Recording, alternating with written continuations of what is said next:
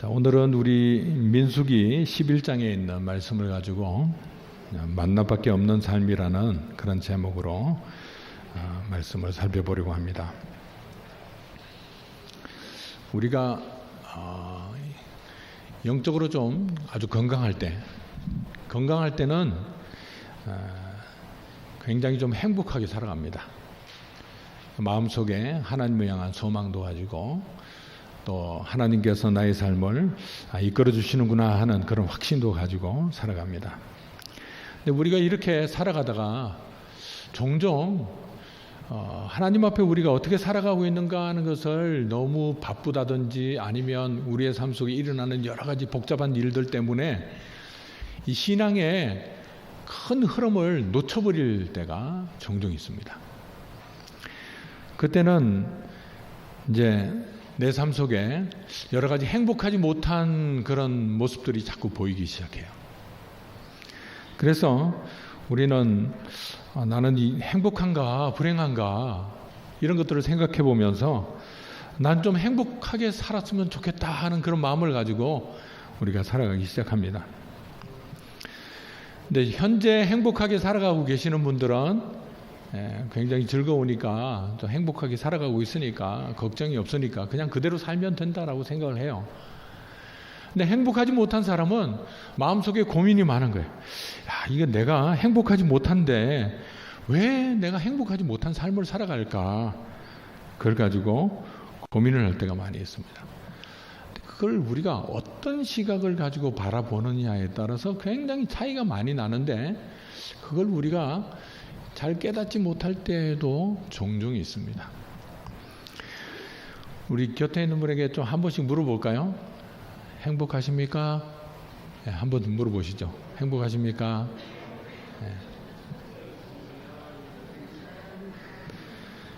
네. 행복하신 분들은 무엇 때문에 행복할까요? 일단은 마음이 편해야 돼요. 그죠? 또 근심 걱정이 없어야 돼요. 근심 걱정이라는 거는 내가 원하는 게 있는데 그 원하는 일들이 자꾸 안 되면 근심 걱정이 생깁니다. 내가 계획했던 일이 그래도 어느 정도 착착 진행되고 있으면 뭐 그렇게 근심하지 않습니다.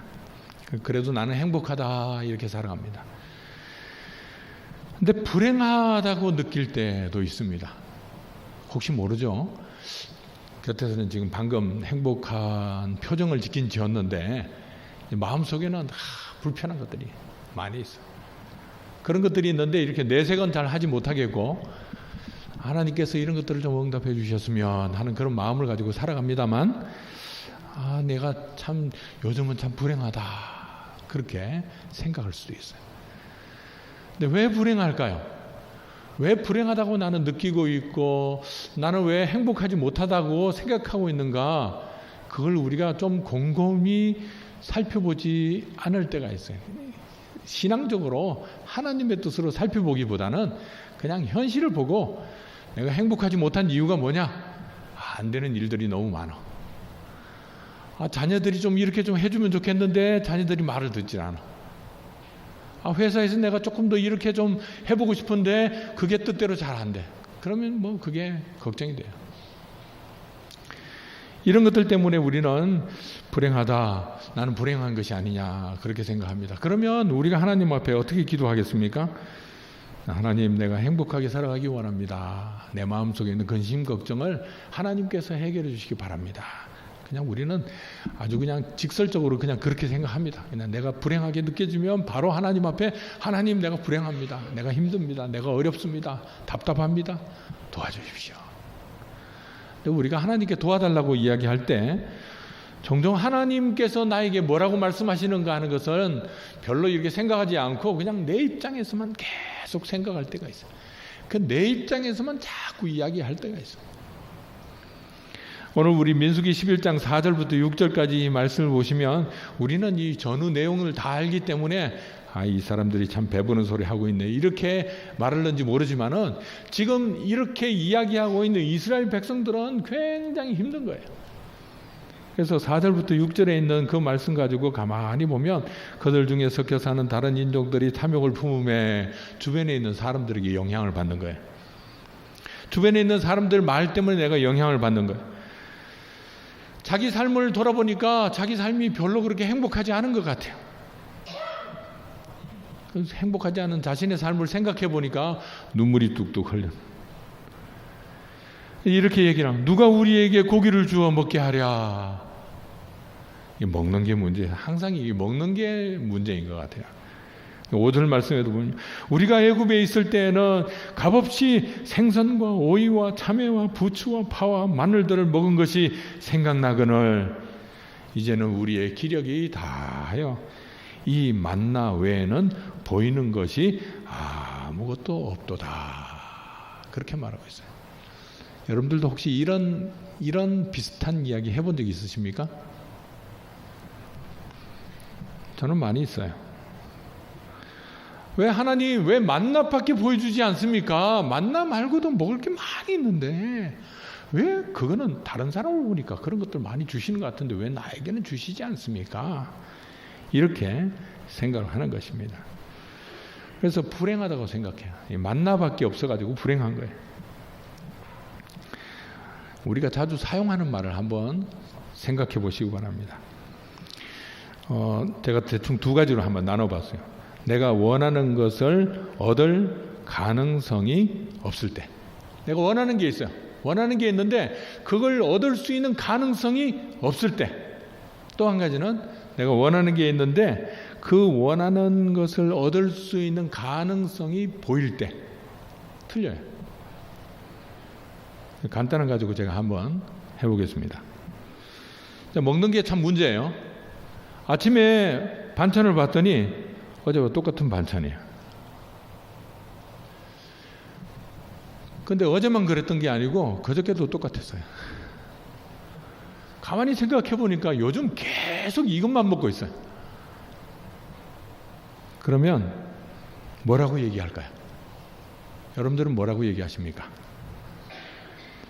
이야, 오늘도 김치네. 이야, 감사하다. 어제도 먹었는데 오늘도 또 맛있는 김치를 내왔네. 그렇게 먹을까요? 예, 그렇게 하시는 분은 참 감사하는 생활이 이게 생활화가 되는 분이에요. 좋은 습관을 가지고 있는 분이에요. 근데 보통은 그렇게 하지 않아요. 보통은 그렇게 하지 않고 어제도 먹고 계속 김치네. 그런 마음이 드는 거예요. 근데 문제는 내일 어떻게 될 것인가. 내일 외식하기로 약속이 돼 있어. 그러면 뭐 별로 신경 쓰지 않습니다. 뭐 오늘 김치 먹어도 괜찮은데 내일 잘 먹을 테니까. 그런데 내일도 모레도 아무 계획이 없어. 다음 주에도 다음 달에도 김치는 지금 많이 있으니까 계속 김치만 먹을 것 같아. 그러면 어떻게 될까요? 그러면 불평이 나오기 시작합니다. 왜 나는 항상 김치만 먹어야 되나? 왜 우리 집은 항상 김치만 먹어야 되나? 집집마다 조금씩 다르겠지만 항상 나오는 반찬이 있을 때가 있죠. 그러면 그걸 볼 때 그 밥상 앞에서 어떤 마음을 가지느냐 하면 좀 심한 사람은 서글프다. 왜 내가 이렇게 돈도 열심히 벌고 회사 생활도 열심히 하고 그래도 나름대로 잘 하는 것 같은데 왜 나는 이것밖에 먹지 못하나? 그러는 거죠. 사실 음식만 가지고 그런 게 아니죠. 우리가 옷을 입어도 어떤 분은 뭐 계절마다 형편이 돼가지고 옷을 살 수 있는 분도 있어요. 근데 어떤 분은 계절이 돌아와도 옷을 살 수 있는 형편이 안 돼. 안 되기 때문에 몇 년째 똑같은 옷만 계속 입고 있는 분이 있어요. 근데 그걸 또 좋아하는 분도 있긴 있어요. 근데 그걸 굉장히 또 힘들게 보는 사람도 있어요. 그러면 무슨 생각이 드느냐 하면 늘 내가 입고 있는 옷 때문에 기쁜 게 아니고 마음이 슬퍼져요. 왜 내 형편은 이렇게밖에 되지 못하나? 그런 거예요. 처음에 여러분들이 지금 살고 있는 집에 이사 갔을 때 여러분들 마음은 어땠어요? 물론 지금 살고 있는 굉장히 힘든 집에 살고 있다 그러면 어렵죠. 근데 그 전보다는 그래도 지금 좀 나은 데로 가게 되면 누구나 다 좋아합니다. 야, 드디어 조금 더 넓은 곳으로 갔구나. 조금 더 나은 곳으로 갔구나. 그런 기쁨이 있어요. 근데 거기서 한 10년쯤 살아보세요. 무슨 마음이 들까요? 나는 여기서 계속 살고 있으니까 너무너무 좋다. 그런 마음이 들 것 같은데 그렇지 않아요. 그런데 이렇게 내가 원하는 것이 있는데 그 원하는 것을 얻지 못하고 그냥 현재 상태로 계속 가고 있으면 우리 마음속에 불평이 자꾸 생기기 시작합니다. 근데 이걸 좀 바꿔가지고 현재 똑같은 집에 살고 있어도 지금 뭐 적금도 붙고 있고 이것저것 뭐 아파트 생각하면서 뭘 준비를 하고 있는 게 있으면 어때요? 그런 고민하지 않아요. 왜냐하면 내가 몇 년 후에 계획을 하고 있으니까 몇 년 후에 내가 그 집으로 들어갈 거야. 지금 현재는 그렇게 살아도 그러면 별로 불행하지 않습니다. 열심히 내가 살아야겠구나. 그런 마음을 가지고 살아가요. 오늘 우리의 마음이 현재 똑같은 상황 속에 있어도 지금 상황이 앞으로를 이렇게 내다볼 때 뭐 가능성이 전혀 없으면 굉장히 불행한 삶이에요. 근데 가능성이 보이면 똑같은 삶을 살고 있어도 그렇게 힘들지 않습니다. 바로 이거예요. 우리가 늘 보고 있는 것, 그것 때문에 우리가 감동을 하고 만족을 하고 이것 때문에 내가 나는 잘 살고 있습니다. 나는 행복합니다. 이렇게 말하는 사람은 아무도 없어요. 그래서 우리가 흔히 이제 생각하는 행복은 어떤 행복이냐면 하나님 희망을 좀 주십시오.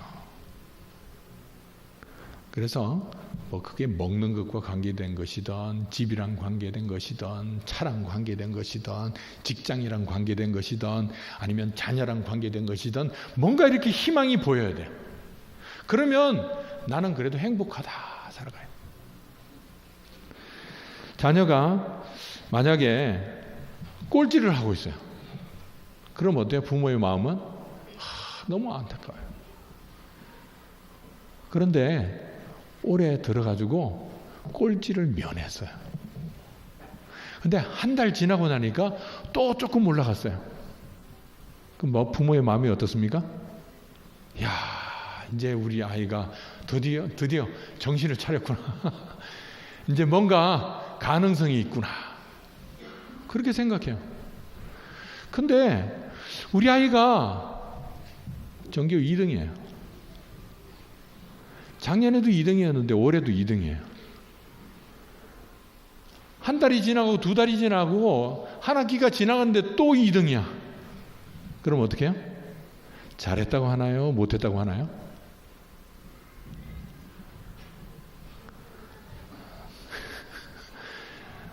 잘했다고 얘기가 잘 안 나옵니다. 야, 너 어떻게 만년 2등이냐? 어떻게 된 거냐? 조금 더 노력하면 될 수 있을 것 같은데 왜 안 하느냐? 2등 해가지고 요거도 먹어요. 꼴찌 안에는 꼴찌에서 한 등만 올라가도 야, 그래 잘했다. 그래 다음 달에는 또 조금 더 나아질 거야. 걔는 칭찬을 받는다. 가만히 보니까 우리의 삶이 지금 내가 살고 있는 데서 희망이 있느냐 없느냐 거기에 따라서 불행하다 아니면 행복하다. 그래서 객관적으로 현재 지금 몇 평에 살고 있으면 다 행복하고 그 평수 아래면 다 불행하냐? 아니에요. 다 틀립니다. 오늘 우리가 생각하는 불행과 행복은 바로 그런 식으로 우리가 많이 생각을 해요. 이스라엘 백성들이 왜 지금 불행한가 하면 과거를 생각해 보니까 그래요. 애굽을 생각해 보니까 그때는 뭘 먹었다고요? 자, 5절 말씀 우리 같이 한번 읽어볼까요? 우리가 애굽에 있을 때에는 값없이 생선과 오이와 참외와 부추와 파와 마늘들을 먹은 것이 생각나거늘. 과거에 애굽에 있을 때는 잘 먹은 기억이 나는 거예요. 근데 지금은 어때요? 지금은 아무리 눈 뜨고 뒤져봐도 만나밖에 보이지 않는 거예요. 그러니까 너무너무 희망이 없는 거예요. 이 만나 말고는 다른 걸 먹을 수 있는 가능성이 보입니까? 안 보입니까? 안 보인다는 이야기예요. 보이면 왜 그렇게 했어요? 안 보이니까 절망을 하는 거예요. 근데 얼마나 절망을 하고 있나요? 울면서 하고 있어. 울면서. 그게 얼마나 자기 마음속에 큰 슬픔으로 다가왔는지. 야, 사람이 그 뭐 먹을 걸 가지고 뭐 울기까지 하느냐? 근데 그렇지 않을 수 있어요. 정말 자기의 상황이 희망이 없으면 눈물이 날 정도예요. 자, 그러면 이 애굽의 기억이 제대로 된 기억인가? 그걸 먼저 살펴봐야 돼요. 종종 우리가 기억을 잘 못할 때가 많이 있어요. 자, 그래서 한 구절 더 살펴보도록 하겠습니다. 출애굽기 2장 23절 말씀 같이 한번 읽겠습니다. 여러 해 후에 애굽 왕은 죽었고 이스라엘 자손은 고된 노동으로 말미암아 탄식하며 부르짖으니 그 고된 노동으로 말미암아 부르짖는 소리가 하나님께 상달된지라. 이스라엘 백성들이 얼마나 힘들었으면 그 고된 노동으로 말미암아 하나님께 탄식을 하면서 부르짖었어요. 너무너무 힘든 거예요. 여러분들도 하루 종일 정말 육체적인 노동, 아주 진이 빠질 정도로 노동을 하고 나면 먹을 걸 갖다 주면 어때요? 이게 먹을 것도 몸이 어느 정도 좀 괜찮아야 돼요. 너무 힘들면 먹을 것도 눈에 보이지 않아요. 그냥 바로 잠만 옵니다. 쉬고 싶다는 생각밖에 들지 않아요. 먹는 게 그렇게 큰 문제가 아니에요. 이것 때문에 하나님께서 이스라엘 백성들을 애굽에서 끄집어내신 거예요. 근데 뭐 여기서 이렇게 고된 노동 이렇게 돼 있으니까 뭐 얼마나 고된 건지 우리는 잘 모르잖아요. 그죠? 한 구절 더 찾아보죠. 자, 출애굽기 2장 좀 앞에 있는 11절에 있는 말씀 같이 한번 읽어보겠습니다. 모세가 장성한 후에 한 번은 자기 형제들에게 나가서 그들이 고되게 노동하는 것을 보더니 어떤 애굽 사람이 한 히브리 사람 곧 자기 형제를 치는 것을 본지라. 자, 고되게 노동하는 것뿐만 아니라 애굽 사람한테서 맞아가면서 살고 있어요. 그런데 여기서 2장 11절에서 말하고 있는 모세가 장성한 후라고 얘기하는 것은 이게 한 모세가 40세 아직 되기 전이에요. 40세까지만 애굽에 있다가 미디안 광야로 쫓겨납니다. 쫓겨나서 거기서 광야 생활을 40년을 하고 80세에 다시 애굽으로 돌아오는 겁니다. 23절의 말씀은 사실은 모세가 한 80세쯤 될 때예요. 그래서 하나님께서 이스라엘 백성들을 이제 건져야겠다, 이제 애굽에서 끄집어내야겠다 할 때예요. 그러니까 아직도 지금 40년 전인데도 여전히 똑같은 직업을 받고 있어요. 아주 힘든 삶을 살고 있어요. 근데 그것뿐만이 아닙니다. 좀 더 앞으로 넘어가게 되면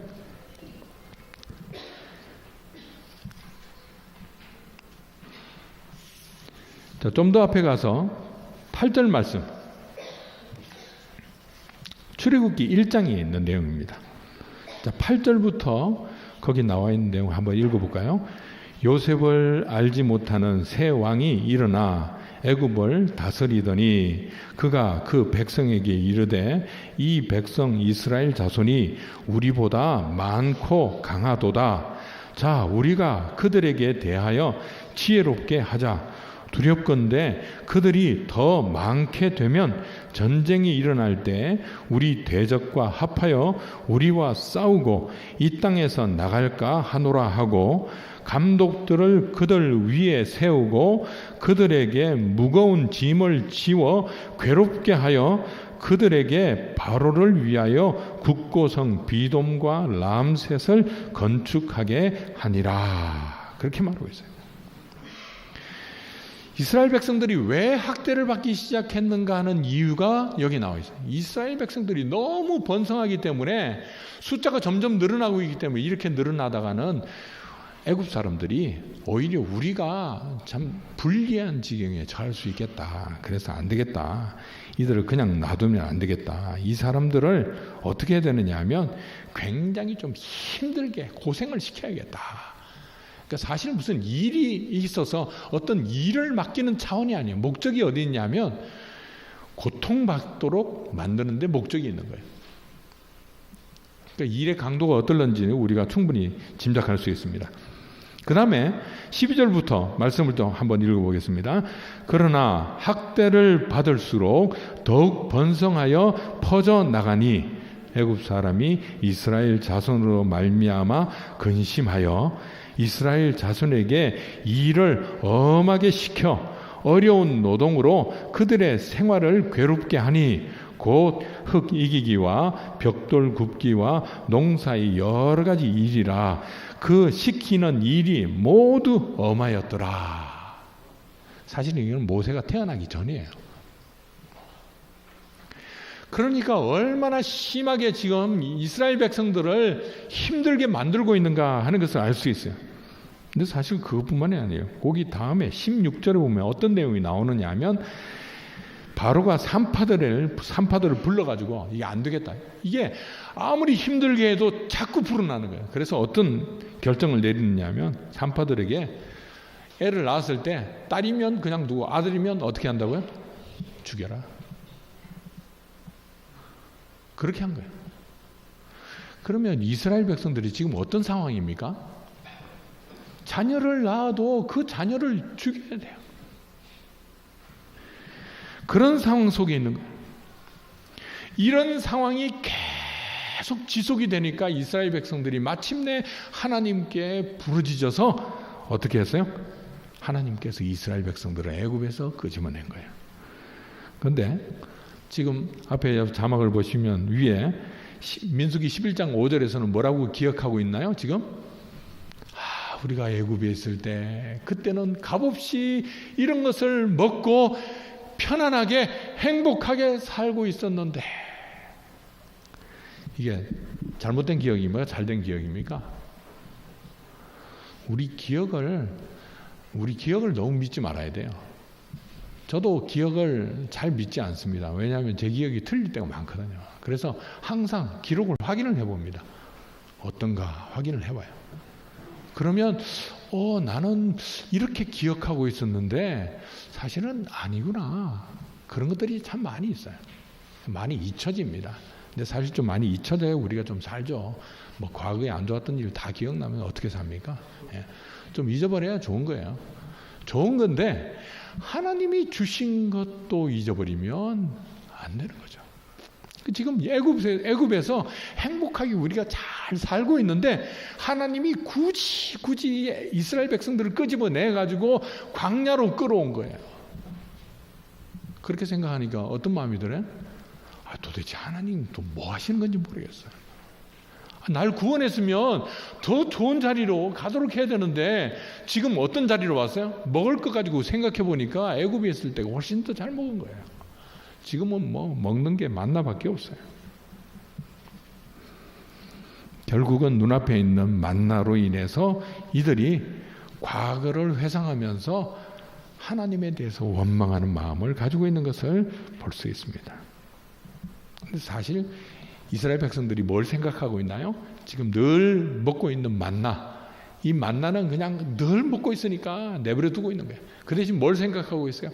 애굽에서 먹었던 것, 그 맛있었던 것, 그걸 생각하고 있는 거예요. 그때는 좋았는데 왜 지금은 이럴까? 사실 우리가 정말 바라봐야 할 게 무엇인가, 그걸 우리가 봐야 합니다. 만나의 의미가 뭔지를 알아야 돼요. 자, 출애굽기 16장 15절 말씀 같이 한번 읽겠습니다. 이스라엘 자손이 보고 그것이 무엇인지 알지 못하여 서로 이르되 이것이 무엇이냐 하니 모세가 그들에게 이르되 이는 여호와께서 너희에게 주어 먹게 하신 양식이라. 만나라고 하는 그 말 자체가 무슨 말이냐면 이게 뭐냐라는 말이에요. 그러니까 만나를 먹으면서 뭐라고 얘기하는 거예요? 다 이게 뭐냐? 이러면서 먹고 있는 거예요. 근데 하나님께서는 모세를 통해서 뭐라고 얘기해 줘요? 이게 뭐라고요? 여호와께서 너희에게 주어 먹게 하신 양식이라. 그렇게 말하고 있는 거예요. 만나를 먹을 때마다 뭘 생각하느냐 하면 이거는 하나님께서 주시는 양식이다. 이걸 잊지 않도록 하기 위해서 계속해서 만나를 주시는 거예요. 근데 만나를 늘 먹다 보니까 이 만나가 이게 뭐냐 이게 아니고 그냥 만나는 아침에 먹는 음식이 되어버렸어요. 의미가 사라져버린 거예요. 오늘 하나님 앞에 우리가 누리고 있는 것이 무엇인가 그걸 잘 볼 수 있어야 합니다. 왜 하나님께서 그러면 이스라엘 백성들에게 애굽에서 먹을 수 있었던 그런 것도 주면 되지 않는가? 그죠?